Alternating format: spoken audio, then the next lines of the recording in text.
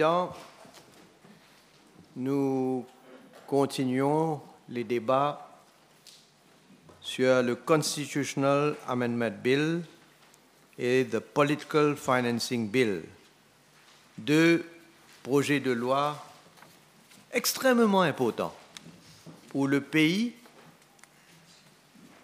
pour la population et pour les partis politiques. Que voyons-nous aujourd'hui?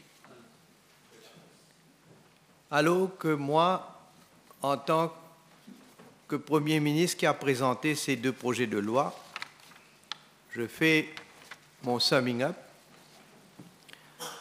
À l'exception du PMSD, donc l'honorable Xavier-Luc Duval, l'honorable Armance et l'honorable Boda, tous les bancs de l'opposition est vide.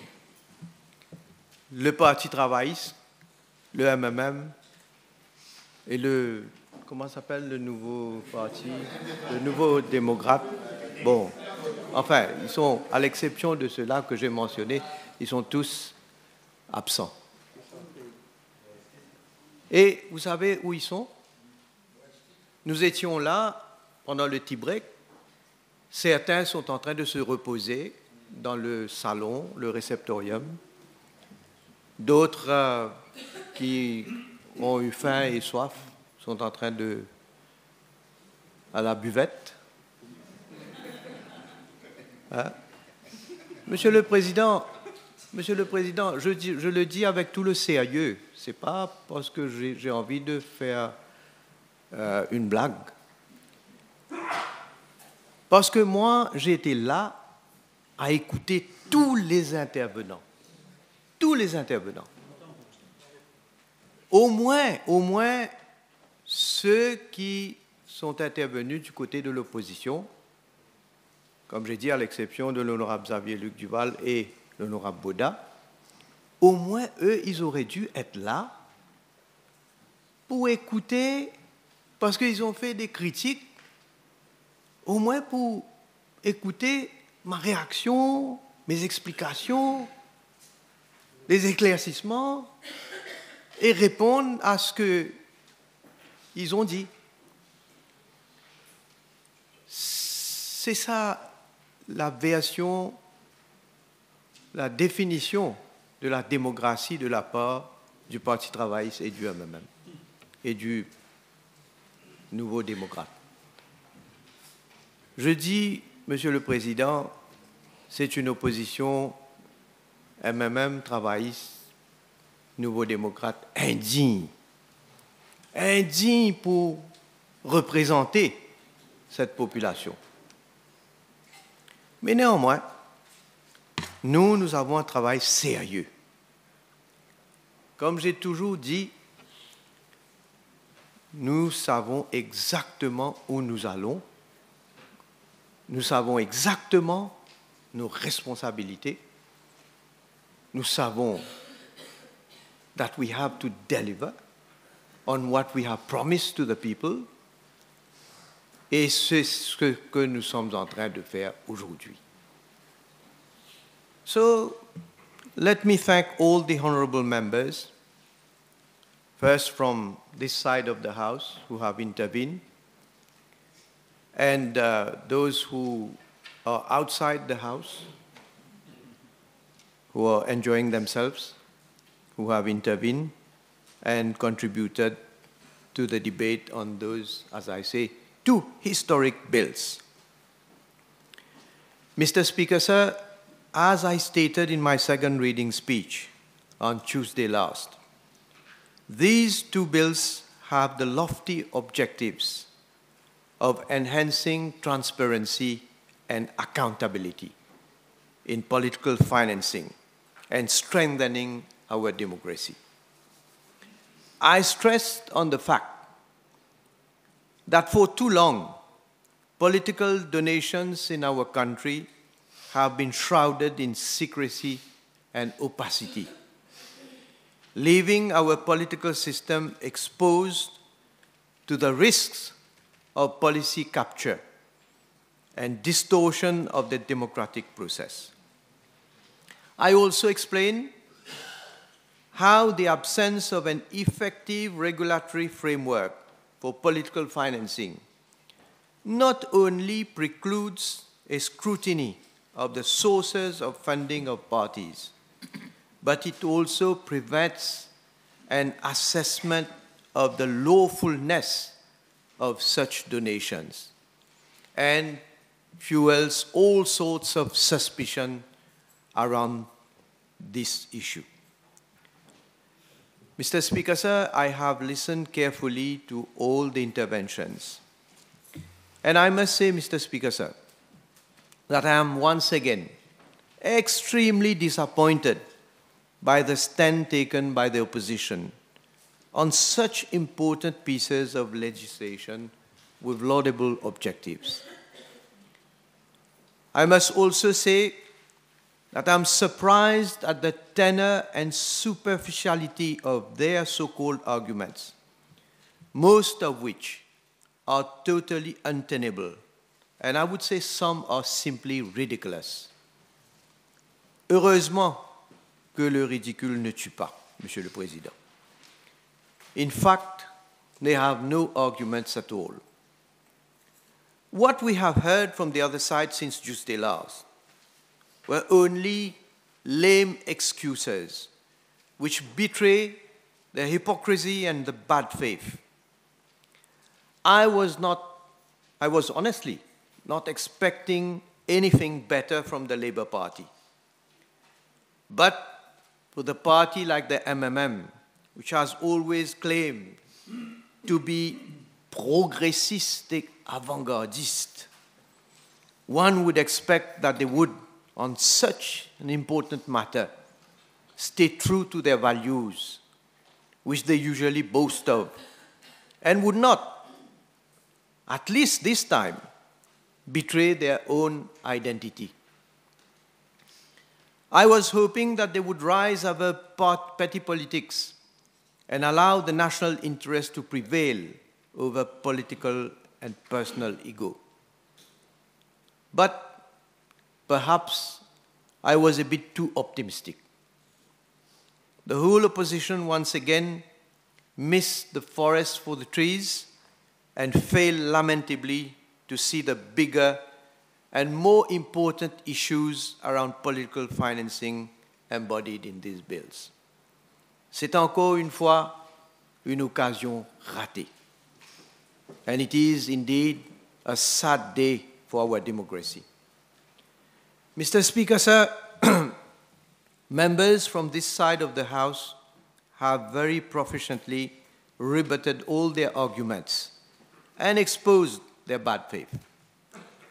Nevertheless, I would like to respond to a few points which were raised by some members from the other side in order to call their bluff and also to dispel any remaining doubt or confusion that they may have created in the minds of the people.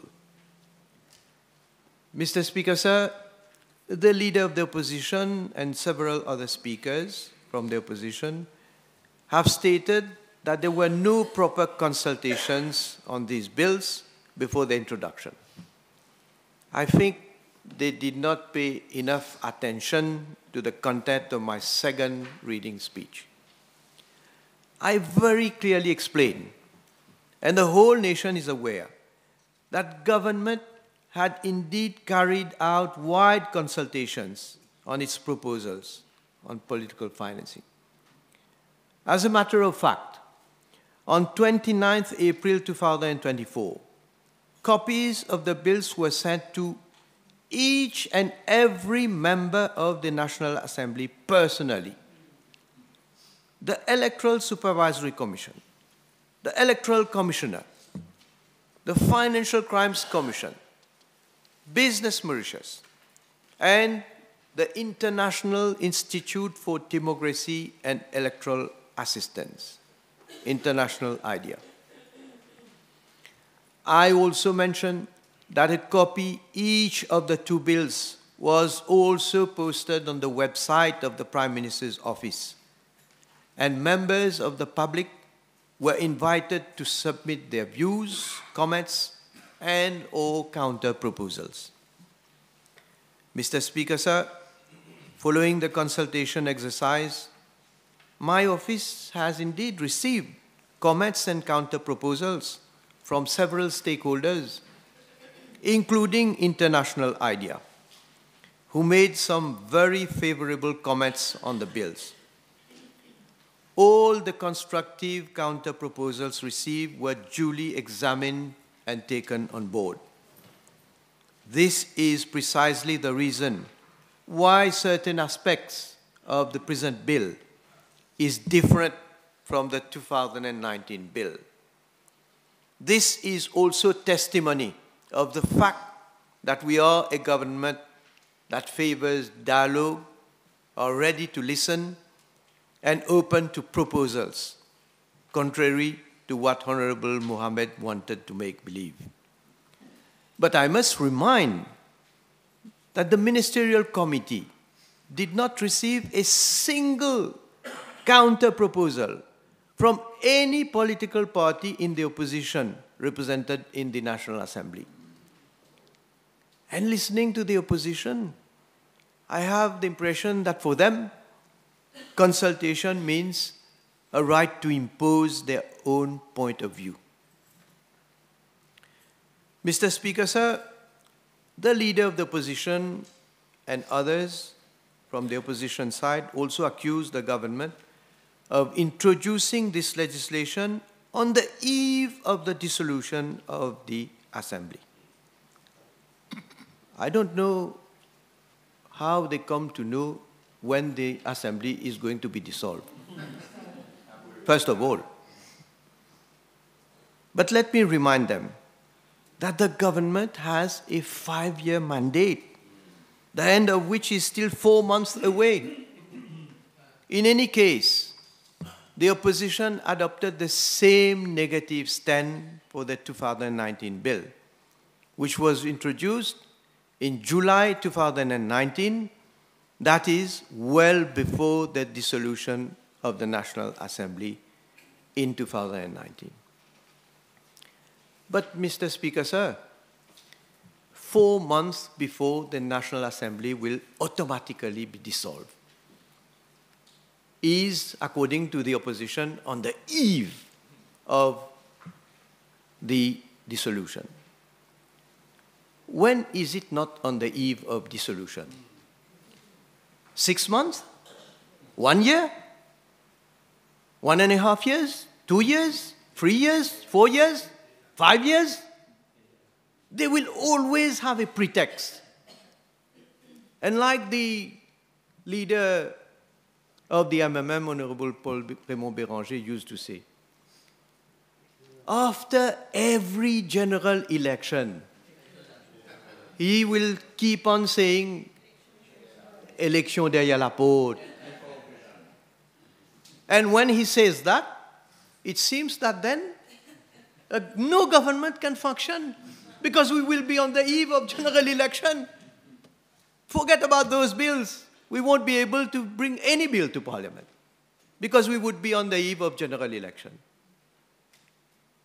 I don't know what kind of reasoning is that? Well, Mr. Speaker, sir, I like watching football, especially at this time. But a football match is over when the referee blows the whistle and says, that's over. But in the meantime, you can score. Well, you can try to score. So our mandate is 5 years. We are still working, and we will continue to work very hard till the end of this mandate.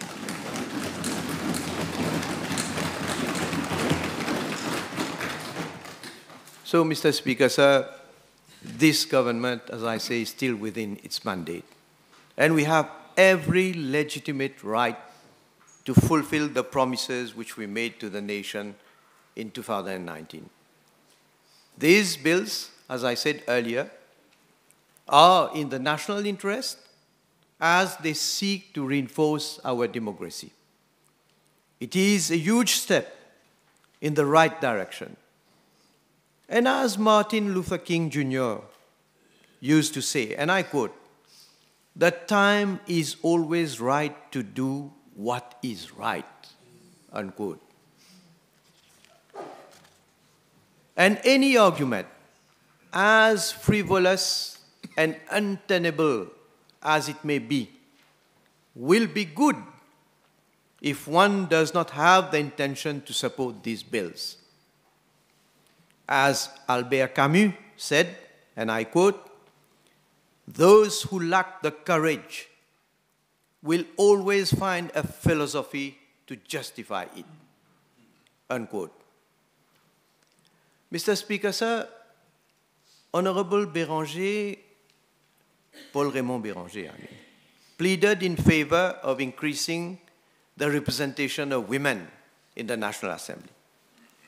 I heard him saying loud and clear that once in power, they will introduce what he calls une vraie réforme électorale avec au moins un tiers des femmes sur la liste des candidats pour les élections générales. Mr. Speaker, sir, the House will recall that the same Honorable Paul Raymond Béranger refused to vote in favor of the Constitution Amendment Bill of 2018, which precisely one of the aims was to guarantee a better representation of women in the National Assembly. What an irony. Had the opposition supported the initiative at that time, most probably the configuration in the National Assembly today would have been different. Mr. Speaker, sir, the House will also recall that it is the MSM-led government which amended the law to increase participation of women in the Rodrigues Regional Assembly elections. However, it is a matter of deep regret that our attempt to replicate the same formula for the National Assembly elections was thwarted by the same opposition, which is pretending today to be an advocate of gender balance in politics. Mr. Speaker, sir, after all, there is no need for legislation for political parties to align more female candidates. It all depends on the party's philosophy, their foundational values, and their sincerity of purpose. I therefore hope that Honorable Béranger, Paul Raymond Béranger, will stay true to his words and lead by example by fielding at least 1/3 or more female candidates for the forthcoming general elections. Mr. Speaker, sir, I also heard most of the speakers from the opposition side stating that the bill should have been referred to a select committee for a more in-depth discussion. As I said earlier, the government did not receive a single suggestion or counter-proposal from this opposition during the consultation process. They have made extensive comments on the bills in the media. They were heard on private radios, giving interviews, and making all sorts of accusations and imputing ulterior motives to this initiative of government. But they never deemed it necessary or cared to make any suggestion or counter-proposals when invited to do so. So, we do not see the rationale of referring the bill to a select committee. And in any case, there is no guarantee that a select committee would have been able to iron out all the issues and secure a consensus over these bills, given that in 2019, there were, as we all knew, profound dissension among the parties in the position on certain major aspects of the bill, to which Honorable Deputy Prime Minister has referred earlier. So we really do not believe that a select committee would have been able to resolve all the important differences and find a consensus. I believe that what we need now is action. And this requires courage, determination, and strength of purpose, which we do have. Mr. Speaker, sir, the House must have noted that at no point in time did the Leader of the Opposition or Honorable Paul Raymond Béranger make any comment on the content of the bill. They did not mention even a single clause in the bill. So we are not aware what are they really contesting in the bill. Honorable Paul Raymond Béranger simply said, nous voulons une bonne loi digne de ce nom, which they are going to bring once they come to power. But he did not give the slightest clue about the content of that bonne loi and how it would be different compared to the present one. Mr. Speaker, sir, the fact of the matter is that any political financing legislation worth the name has got to have certain essential elements for it to be effective, namely an independent oversight mechanism, appropriate record keeping and reporting, sufficient disclosure, and dissuasive sanctions for breaches of the rules. The political financing bill which is before the House today does include these fundamental elements that guarantee its effectiveness. There is therefore no reason really not to vote for this bill. Mr. Speaker, sir, I would like to take a point raised by Honorable Ramphal, and I think Honorable Utim also made the same remark, insinuating that there have been only cosmetic changes in the proposed bill compared to the 2019 version. This is simply not true. And I must say, Mr. Speaker, sir, that the Ministerial Committee has brought certain important changes to the bill, which are far from cosmetic ones. And some of them were suggested by the opposition themselves in 2019. And I must say that the Ministerial Committee, Mr. Speaker, sir, has worked very hard. And I'm happy today to see my friend, Honorable Ivan Kolenda-Velu, who was part of the Ministerial Committee, who has made valuable contribution. And we all together, we looked at each and every criticism that was made by the opposition then. And let me mention a few of those changes that have been incorporated in the new bill.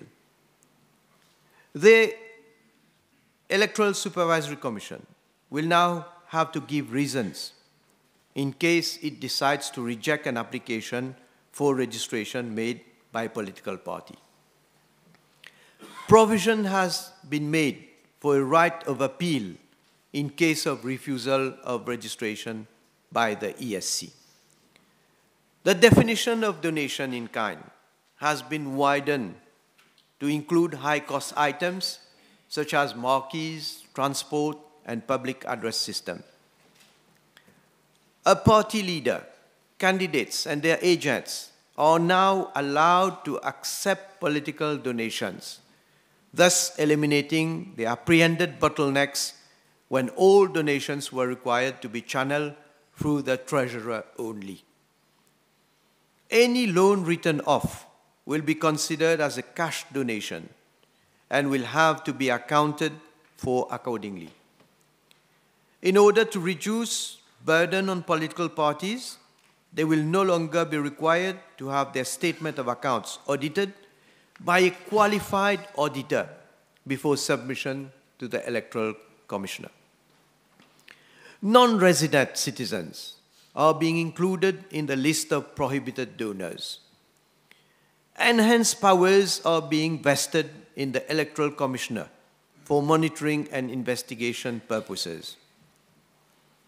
Tougher sanctions are being provided for breaches of the rules in terms of fine, which is being increased from up to 1 million rupees to up to 5 million rupees. This new bill mentions all the specific information which the ESC will be required to submit in its annual report to the National Assembly on the statement of accounts of registered political parties. The monetary value of donations in kind received has been integrated in the allowable expenditure ceilings of parties and candidates.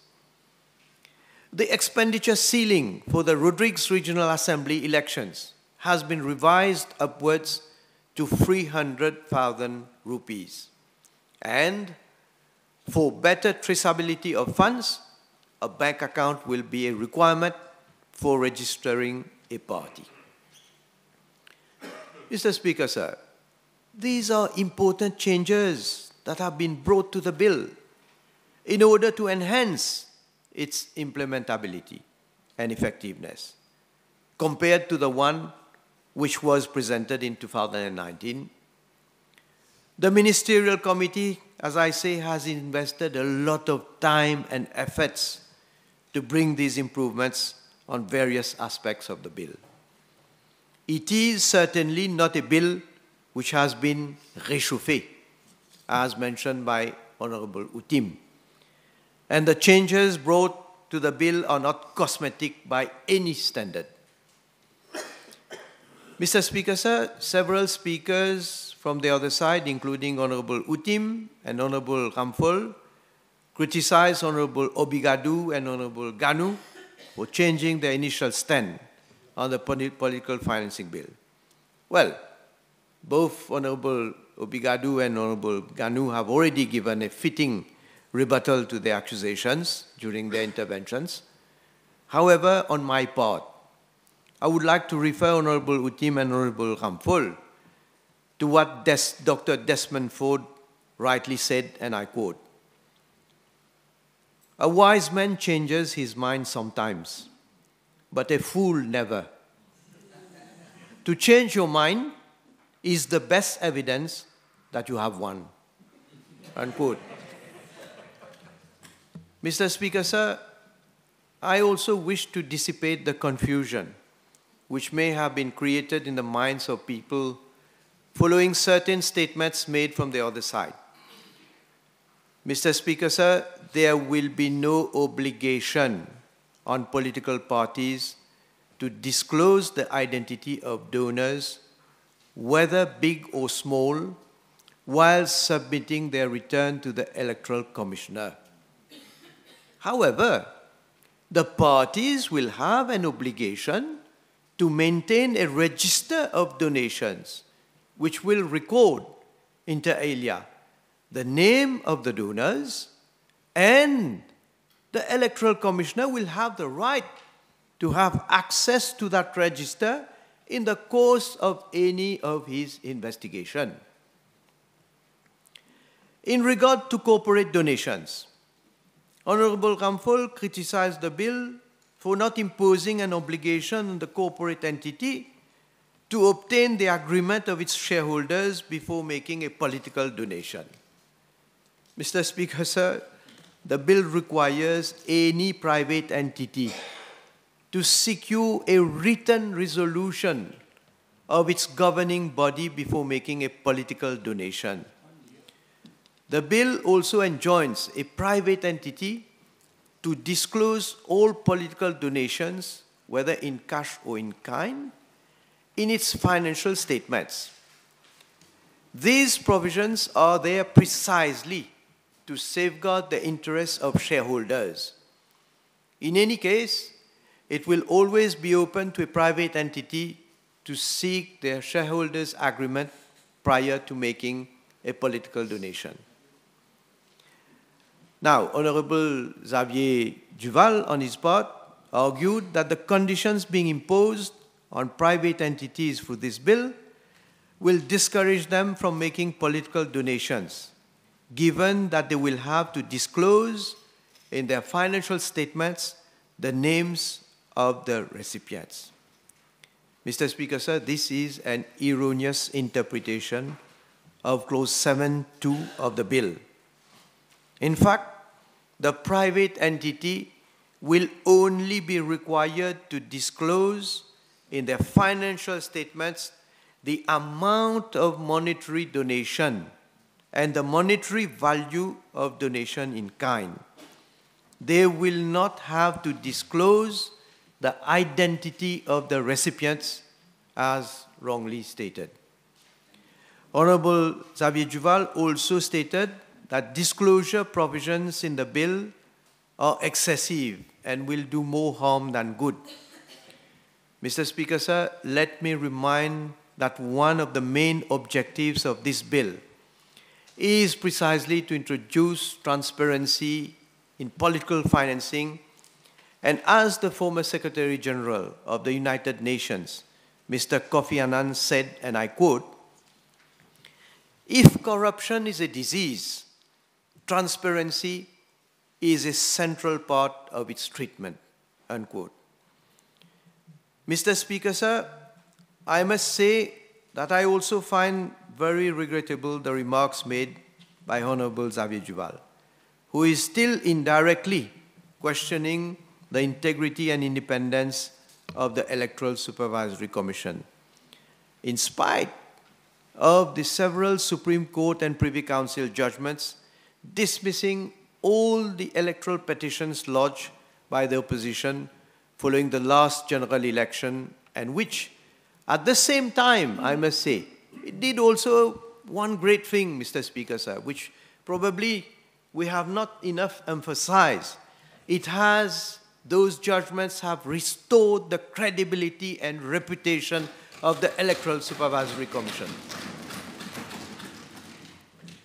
Mr. Speaker, sir, Honorable Ramphal and a few others have also argued that there should have been a ceiling on corporate donations. Well, this issue of imposing a cap on political donations from private entities was carefully examined at the level of the Ministerial Committee. And we need to understand that political parties are an essential element of our democracy. They play a crucial role, whether in government or in the opposition. And for this, they of course need adequate funding. This is a fact. This is reality. And if they are to play their role as effectively as possible, so our aim is not to undermine any party in any way, as some speakers from the other side want to make believe. On the contrary, through these bills, we are ensuring that parties obtain their funds in ways which are free of suspicions of favors or improper influence. It is also to be noted that in the absence of public funding, which we have not recommended, for the reasons I have explained last week, political parties will have to rely, therefore, only on private donations. The fear of Honorable Ramphal that uncapped corporate donations will unlevel the playing field and corrupt the political process is unjustified, for the simple reason that there is a limit on the amount that a party or candidate can spend during an election period. As long as there is such a cap on expenditure, and of course an effective oversight mechanism, the apprehended risk of undermining the integrity of the political process, I must say, is greatly minimized. Honorable Ramphal also raised an issue regarding the need to bring a consequential amendment to the Declaration of Assets Act to take into account political donations received by a party member or candidate. Well, I would like to clarify that there would be no need for any such amendment, given that political donations received is not an asset of the candidate, as it is considered that donation was made to him in his capacity as a member or candidate of a party. This is also the reason why, in case he is not elected, he is required to remit any unutilized monetary donation to the leader or treasurer of that party. This is also why, when a party member dies, any balance of the monetary donation held in his separate bank account shall be deemed to belong to his party. Because the donation is either to the party or for the candidate being a member of the party for the specific use for campaigning for an election or for election expenses. Therefore, the question of amending the Declaration of Assets Act does not arise. Another issue which was raised by Honorable Ramphal was whether a party or candidate can accept cash donations in excess of 500,000 rupees. Well, the answer, I'm really surprised coming from a barrister, because the answer is clearly no, as it would constitute already an offense under Section 37(1) of the Financial Crimes Commission Act 2023 for any person to give or to accept an amount in excess of 500,000 rupees in cash. This means that all cash donations in excess of 500,000 rupees would have to be made by check or electronic transfer. Let me now take a few issues raised by Honorable Utim. In fact, I need to dispel a confusion created by Honorable Utim through his wrong interpretation of Clause 22(3) of the bill. According to him, a political party would have only 4 days to register with the ESC after the issue of writs, and past that delay, a party would not be able to be registered. In the same breath, he accused government of attempting to oust its political opponents from participating in the democratic process by depriving them access to adequate financial resources. Mr. Speaker, sir, Honorable Utim has either totally misread Clause 22, or, which I presume is more so, it is a deliberate attempt on his part to instill fear and confusion in the minds of people. Because being a barrister, he should have known better. In fact, I thought some members of the opposition would have come back. In fact, Mr. Speaker, sir, registration of political parties under this Act would be open at all times, except during the period starting 5 days after the day on which writs have been issued and until the proclamation of results. A party does not have to wait for the issue of the writs of elections to get itself registered. This is clearly stated in Clause 22(2), which provides as follows, and I quote, "Subject to subsection 3, an application for registration shall be made at any time to the Commission in such form as may be prescribed and shall contain the following particulars," unquote. Mr. Speaker, sir, I wish to highlight the fact that for the purpose of fielding candidates for a general election, Regulation 7 of the National Assembly Election Regulations 2014 provides that a political party shall register itself with the ESC at least 10 days before the nomination day. This means that a party may not apply or get registered prior to the issue of writs and after the proclamation of the results, contrary to Clause 22 of the present bill, which allows registration at all times, except during the period which I have just mentioned. Honorable Utim also spoke about the advantage of incumbency of the government, arguing that the latter, having the prerogative to decide on the date of elections, would have an unfair advantage over other contestants. he wanted to create an impression that somehow this law would not apply to the party in power. Mr. Speaker, sir, this law, if passed and proclaimed, would apply equally to all political parties without discrimination, and we on this side of the House have absolutely no issue about complying with the provisions of this law.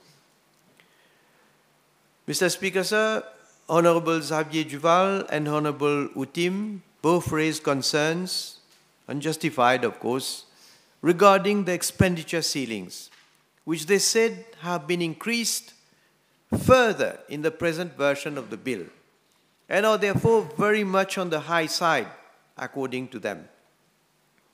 Mr. Speaker, sir, let me clarify this matter.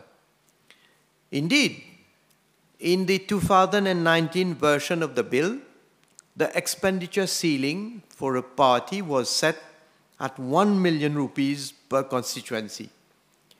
And for party candidates, it was 1 million rupees per candidate.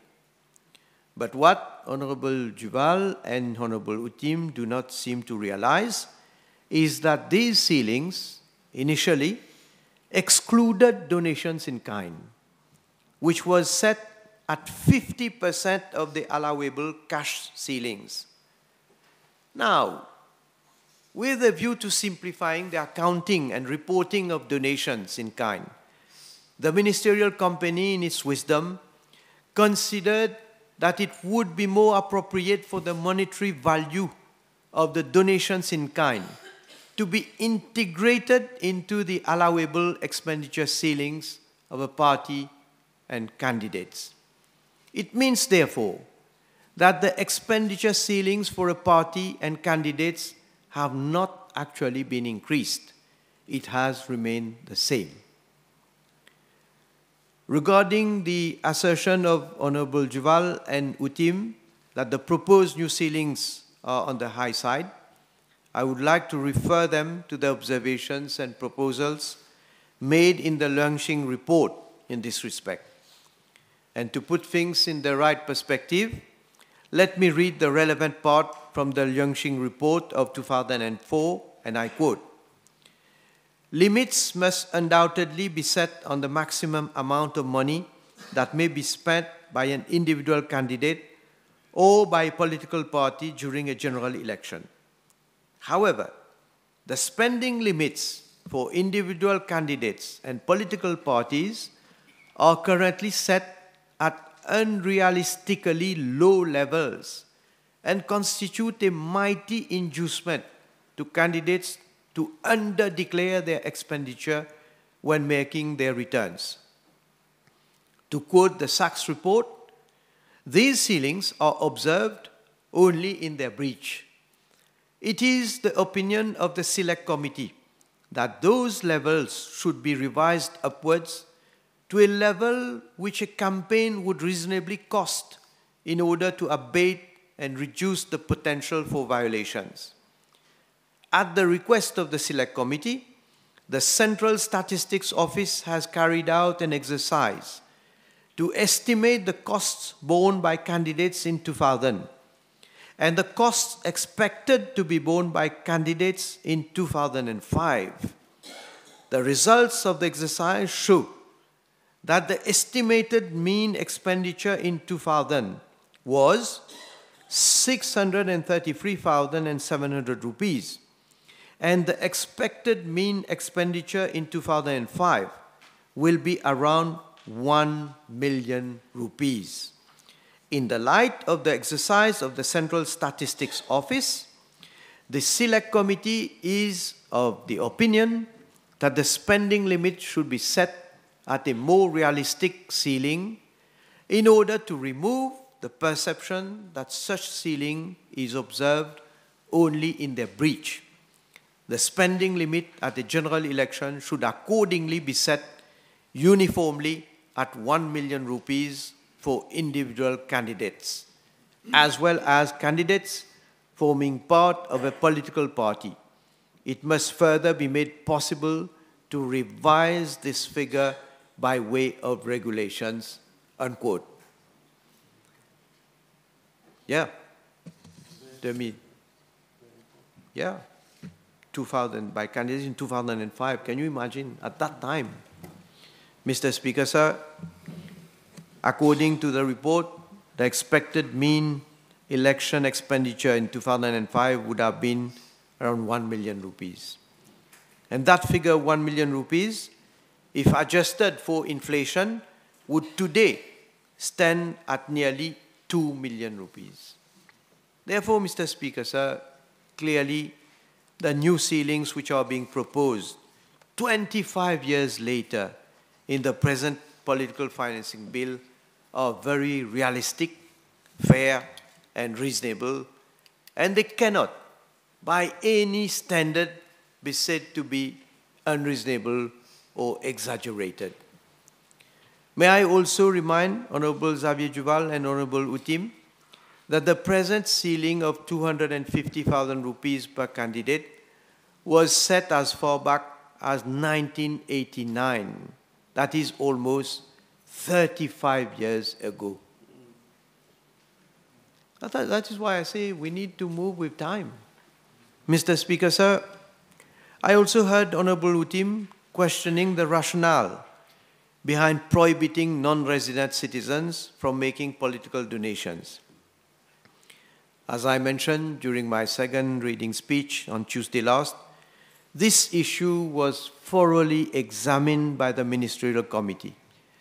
And the committee came to the conclusion that if non-resident citizens were allowed to make political donations, it would constitute a serious loophole in the law, as it would allow other prohibited sources to circumvent the law and allow the channeling of illicit or tainted money from other prohibited sources and corrode the local political process.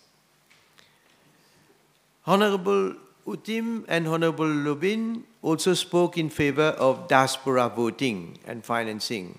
Well, Mr. Speaker, sir, I have, I think on more than one occasion in this House, explained the implications and challenges associated with diaspora voting. I'm not going to repeat all of that today, but let me remind Honorable Utim of the content. Unfortunate that he's not here to listen to everything that he's been saying, to listen to my rebuttal. But, well, I hope they are listening elsewhere, in their cozy salon. So, Mr.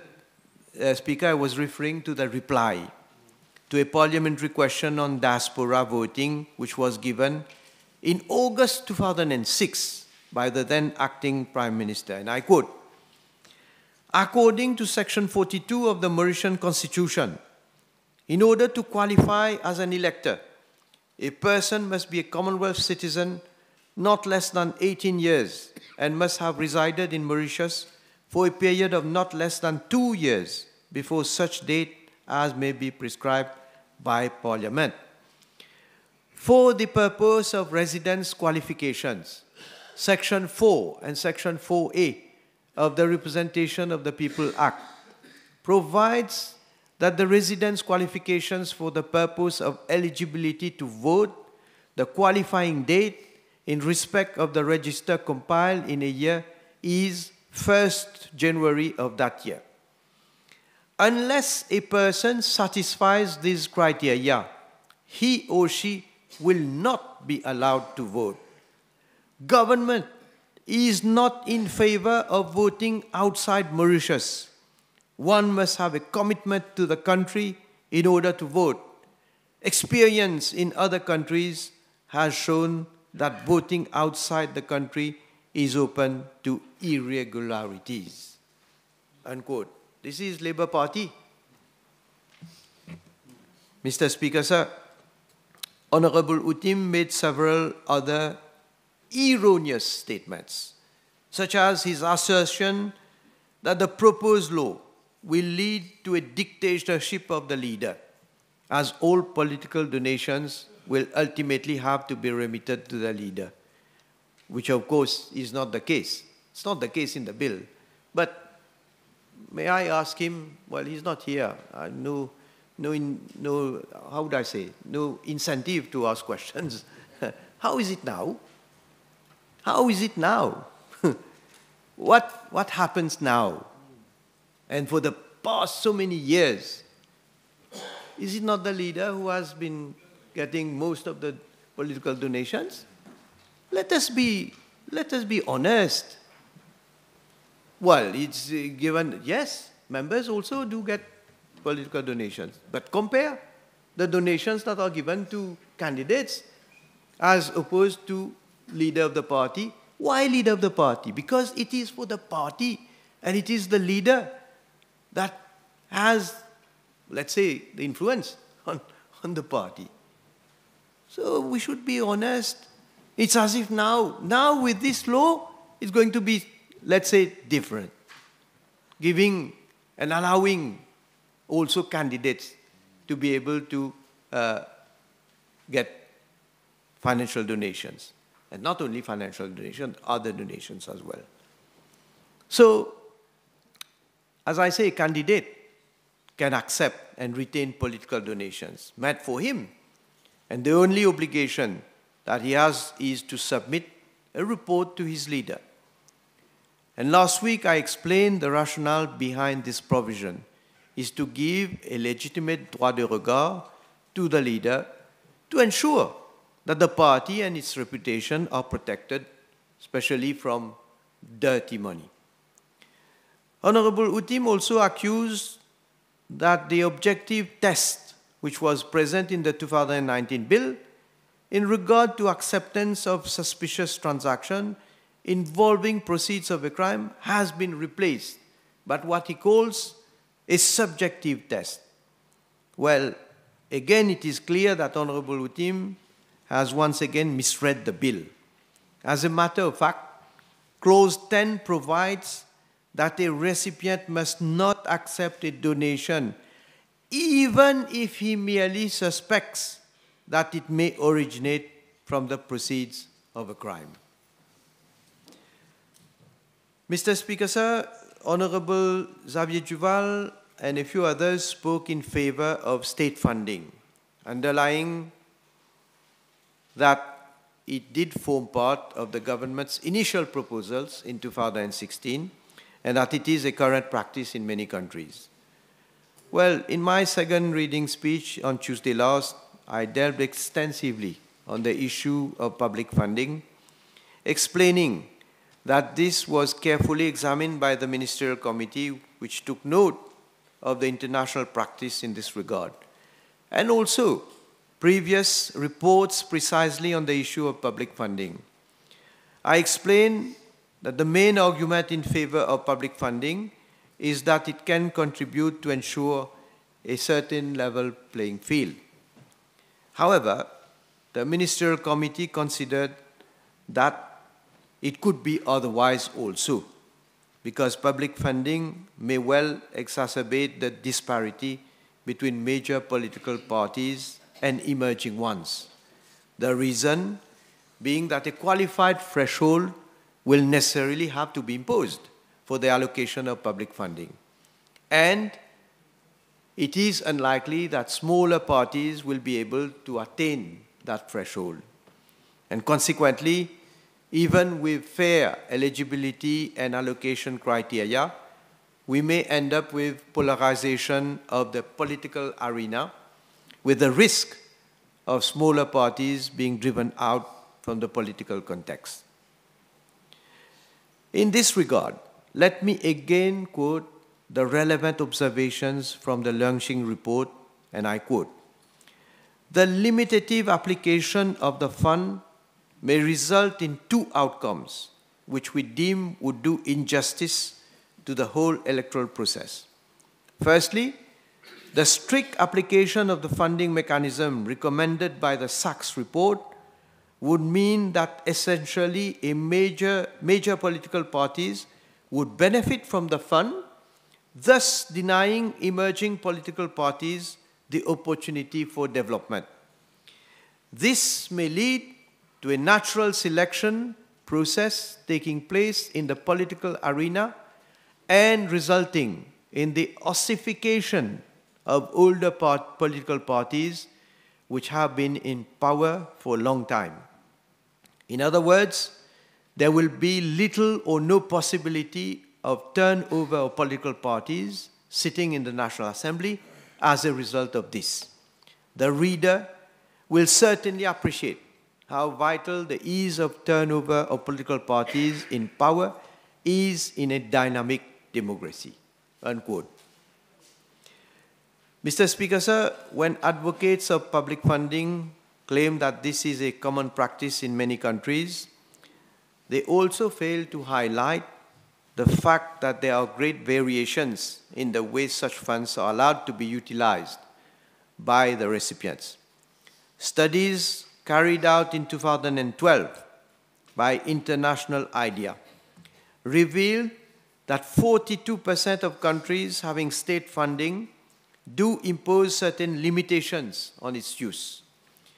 In some countries, the funds are to be used only for campaign purposes, while in others, they may be used for ongoing non-electoral party activities as well.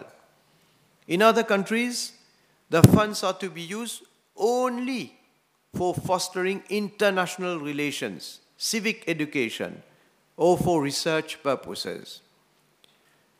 Mr. Speaker, sir, these are important questions which we need to carefully reflect upon before envisaging the introduction of public funding. Monsieur le Président, l'opposition a, encore une fois, choisi de se ranger du mauvais côté de l'histoire. Elle a choisi la fuite en avant pour s'opposer à la transparence et maintenir l'opacité sur ses sources de financement. Les prétextes des membres de l'autre côté de la Chambre ne tiennent pas la route. Eux, les donneurs de leçons, ont démontré que leurs belles paroles ne sont que des chimères, alors qu'en fait, ils sont les défenseurs de ces différentes mafias qui remplissent leur coffre-fort. Monsieur le Président, personne n'a oublié les tristement célèbres coffres-forts contenant 220 millions de roupies découverts au domicile de l'ancien Premier ministre, le docteur Navin Chandra Ramgoolam. Les images des dollars et autres monnaies déferlant de ces coffres-forts ont choqué la nation. C'était l'expression même du niveau de corruption qui avait gangréné notre société durant le règne du Parti travailliste entre 2005 et 2014. Jusqu'à présent, le docteur Navin Ramgoolam, leader du Parti travailliste et leader de l'Alliance travailliste MMM Nouveau démocrate, n'a fait que fournir des explications contradictoires sur les sources de ce pactole et encore plus sur la provenance de 3,1 millions de dollars neufs et jamais mis en circulation qui avaient atterri dans ce coffre-fort à Riverwalk. Il est sur le coup de très graves charges, incluant le blanchiment d'argent, mais agit comme si de rien n'était. Il se permet des tactiques dilatoires pour retarder, là je prends des mots qui ont été servis dans le passé, pour retarder les délibérations en cours et gagner du temps. Et son grand frère autoproclamé, l'honorable Paul Raymond Béranger, trouve tout cela normal et acclame ses arguments bancals. Fait marquant, Monsieur le Président, le MMM est aujourd'hui complice de cette conspiration du Parti travailliste pour justifier la corruption et l'opacité. Quelle honte! Certaines sections de la presse trouvent tout cela normal, alors que l'affaire des coffres-forts de Ramgoolam, c'est ça le vrai scandale du siècle.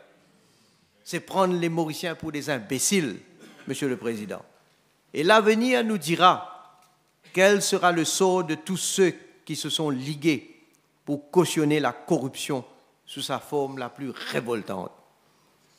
Ce sont ces mêmes personnes, politiciens et certains journalistes, qui se sont ligués pour présenter les projets de loi devant la Chambre comme monnaie, avant même de prendre connaissance de leur contenu. Quelle insulte à l'intelligence de nos compatriotes.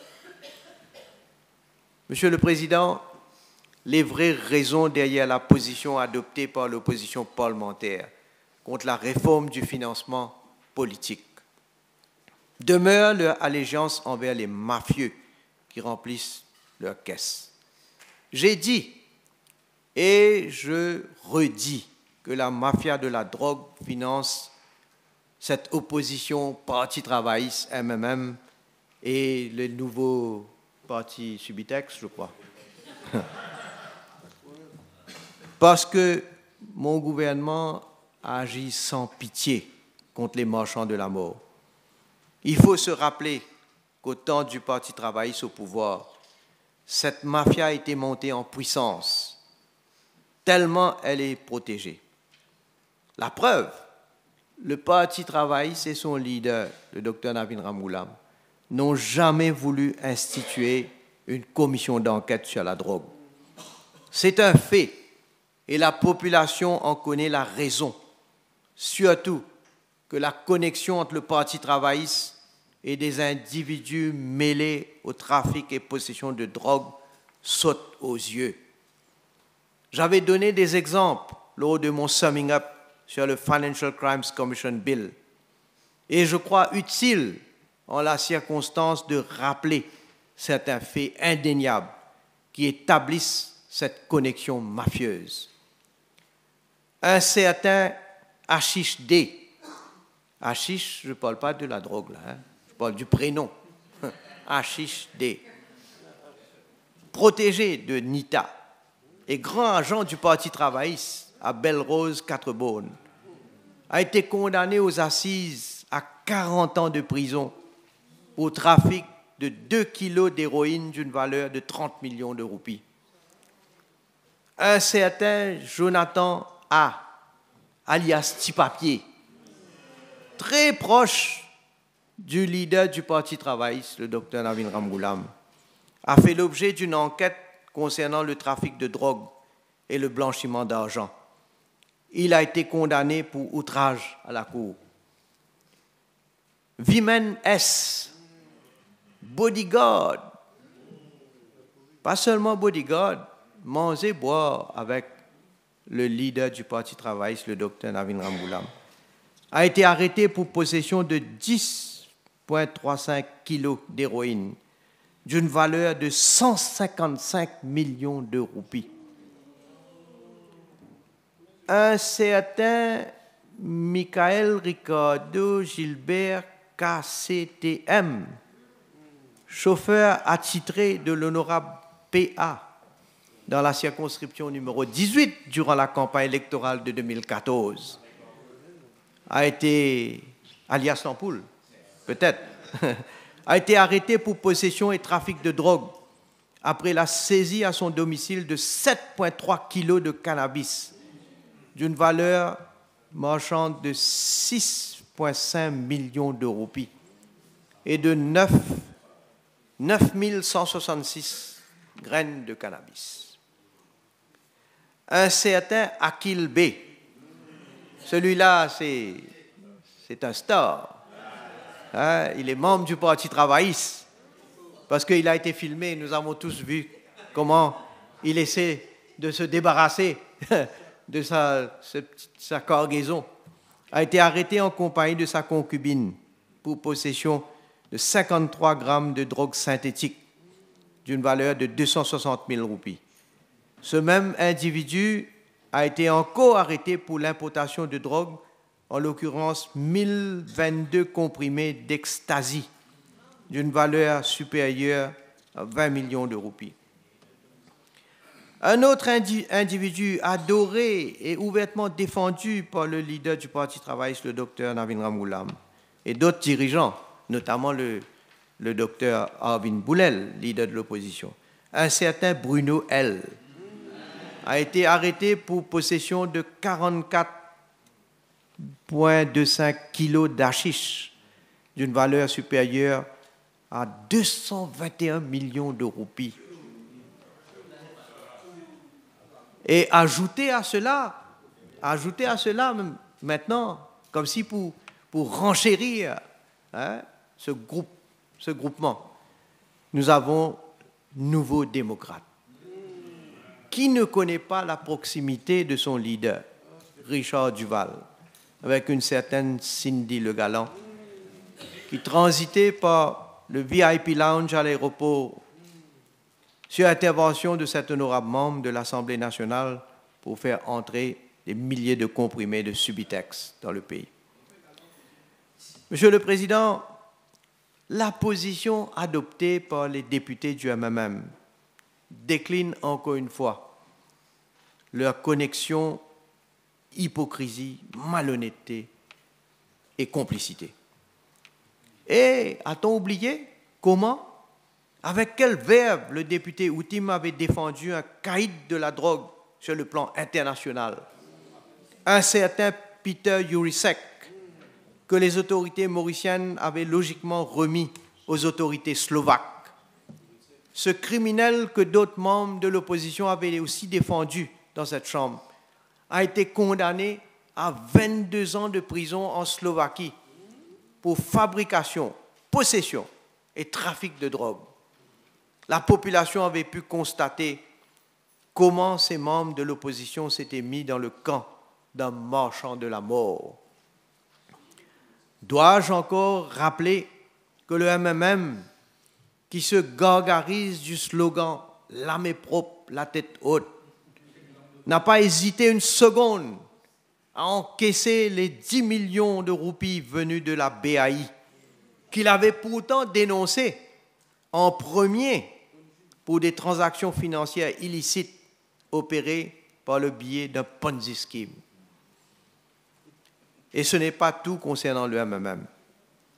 J'ai dit à plusieurs reprises dans cette auguste chambre que le MMM bénéficie de financements occultes d'une compagnie privée, parmi plusieurs. Là, je parle d'une compagnie spécifique. Et chaque mois, un pactole atterrit dans ses caisses à travers les bons services d'une compagnie dans le secteur des services financiers, que connaît très bien l'honorable Amir Mia. J'ajouterai aujourd'hui un autre élément à ce dossier. Ce financement occulte découle d'un deal secret concocté depuis 2001, au temps où un certain JMG, officier comme General Manager de la dite compagnie, et au moment de l'interdiction de l'extraction du sable corallien pour la construction au profit du Roxane. Les protagonistes avaient profité d'une cause environnementale pour exécuter leur agenda caché. L'honorable Bhagwan sait de quoi je parle. Et le MMM, c'est le parti le plus pauvre que les partis extra-parlementaires aussi. Ils n'ont pas d'argent. Ils n'ont pas d'argent. Et vous savez, Monsieur le Président, où se tiennent leurs conférences de presse, leurs réunions chaque semaine dans des hôtels. Je ne sais pas si c'est gratos, c'est offert gratos, mais on connaît également le financement occulte dont a bénéficié le MMM et le Parti travailliste du réseau mafieux des courses hippiques. Il n'y a qu'à voir la liste des membres de certains clubs privés pour se rendre compte des connexions tissées au fil des années. Voilà ce que le MMM et le Parti travailliste veulent cacher. Voilà pourquoi ils s'opposent à la transparence que les deux projets de loi veulent apporter en ce qui concerne le financement politique. Monsieur le Président, on a aussi témoigné comment les membres de l'opposition se sont prononcés avec véhémence contre le réenregistrement des cartes SIM. Pourtant, cette initiative découle d'une recommandation de la commission d'enquête Lam Chang-Ling sur le trafic de la drogue. Que veulent-ils protéger encore une fois? Il n'est pas difficile d'en tirer la conclusion. L'opposition s'est aussi opposée au texte de loi sur la création de la Financial Crimes Commission. Elle continue de s'opposer à cette nouvelle institution. Leur motif, une nouvelle fois, est liée à leur proximité avec les mafieux, qui contribuent à leur war chest politique. Cette opposition ne veut pas que la population découvre les tenants et aboutissants des coffres-forts de Navin Chandra Ramgoolam. Le Parti travailliste veut continuer à cautionner les abus de son leader, qui s'est permis de dévaliser même l'argent de son parti pour séjourner dans des palaces en Europe et s'acheter des produits super luxueux, mentionnés par l'Attorney General, donc que je ne vais pas répéter aujourd'hui. Encore une fois, comme en 2019, les membres de l'opposition s'attaquent au projet de loi sur la réforme du financement politique pour les mêmes raisons. Loin de se soucier des intérêts nationaux et celui de leur propre parti. C'est cela la vérité. L'Attorney General l'a bien dit. Les donneurs de leçons de l'opposition qui prônent la transparence depuis belle lurette s'opposent à des projets de loi qui, justement, visent la transparence en ce qui concerne les financements et les dépenses politiques. Contrairement à eux, nous traduisons nos paroles et nos engagements en des actions concrètes. Nous n'avons aucune mafia à défendre. Nous n'avons rien à cacher. Nous avons la conscience claire.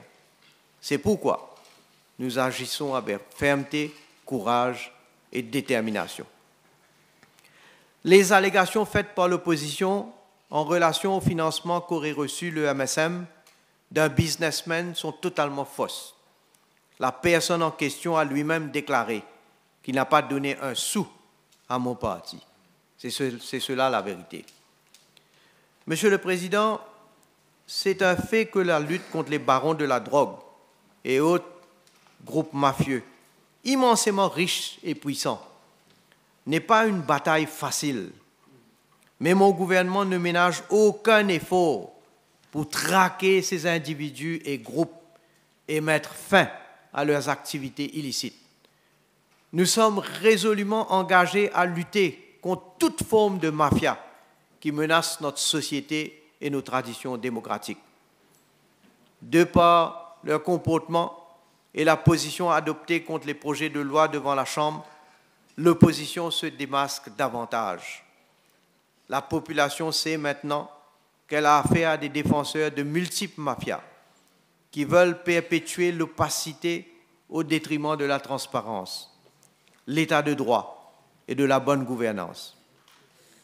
En choisissant de ne pas voter en faveur de ces projets de loi, c'est un autre clou qu'enfonce l'opposition dans ce cercueil politique. Le peuple enfoncera le dernier clou au moment venu, j'en suis convaincu.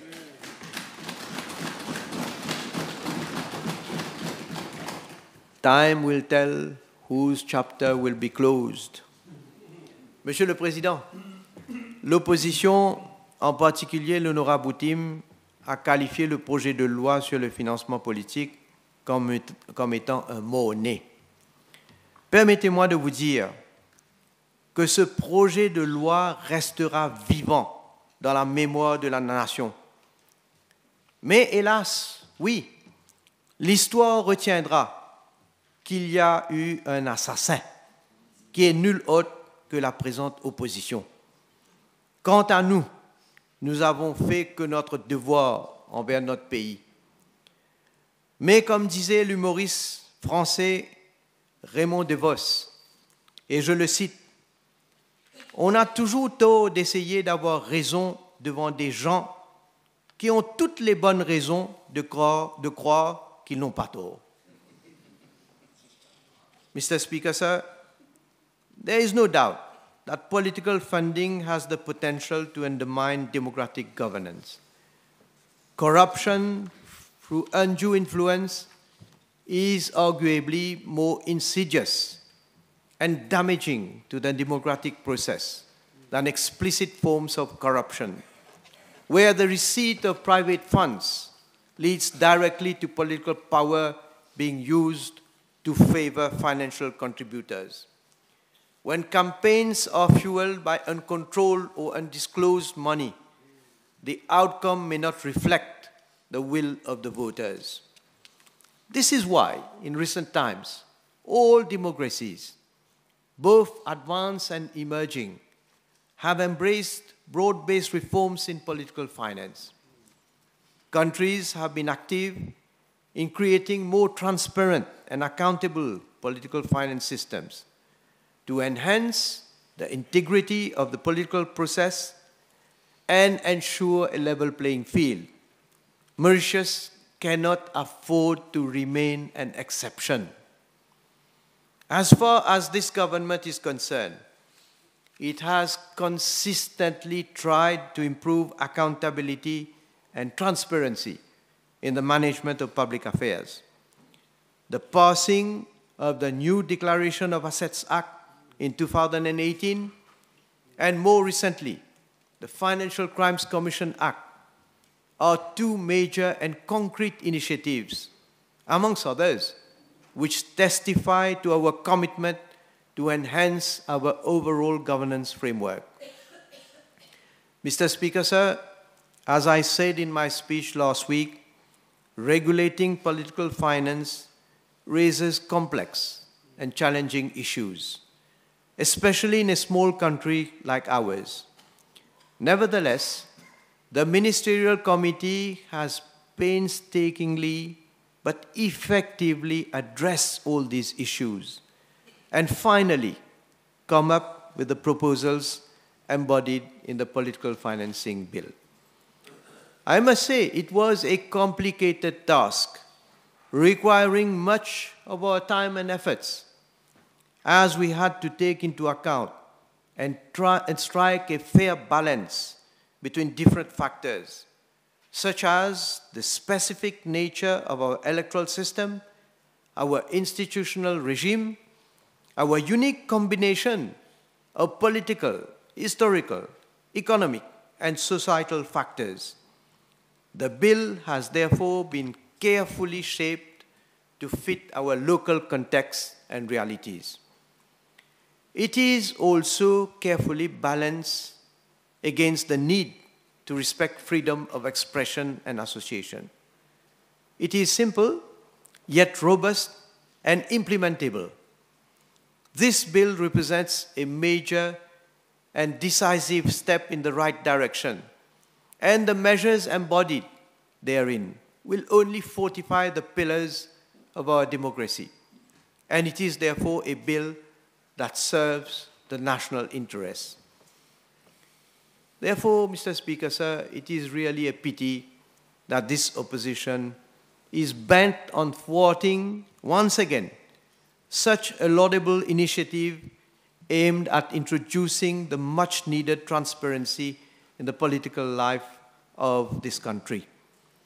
The consequence of this irresponsible boycott by this opposition of this initiative will mean that control and supervision of political financing in Mauritius will continue to remain a dead letter.